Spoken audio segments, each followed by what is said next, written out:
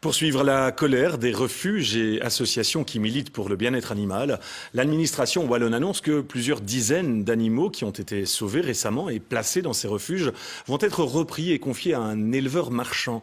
Tant la SPA que des associations comme Animaux en péril refuseront d'appliquer cette décision. Voyez le reportage de Justine Roldan-Pérez et Denis Caudron. Sur ces images, la saisie de mars 2018, des moutons, chèvres, cochons, chevaux, maltraités. Tous ont été accueillis et soignés dans des refuges, mais aujourd'hui, l'unité du bien-être animal de Wallonie veut donner une partie des rescapés à un éleveur marchand. C'est l'incompréhension.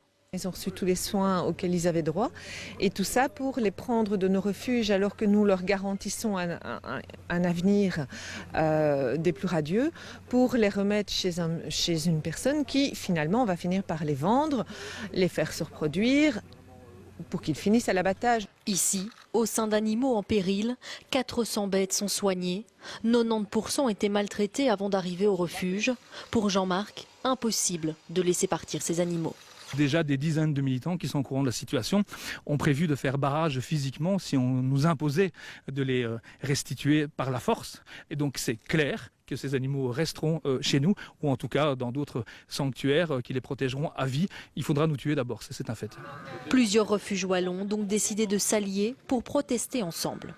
On est en guerre contre l'unité du bien-être animal, contre leurs inspecteurs vétérinaires. On ne souhaite plus collaborer avec eux et on attend que ce service soit destitué. On attend du ministre qu'il agisse pour destituer ce service. Message entendu par le ministre Carlo Di Antonio. Pour l'instant, il laisse le service en place mais assure le maintien des animaux dans les refuges. Ces animaux étaient pour la plupart en très mauvais état et il était important de pouvoir les maintenir là où ils sont aujourd'hui. Donc j'ai donné injonction à mon administration de retirer la décision de vendredi dernier. Demain, le ministre du Bien-être animal rencontrera les représentants des refuges.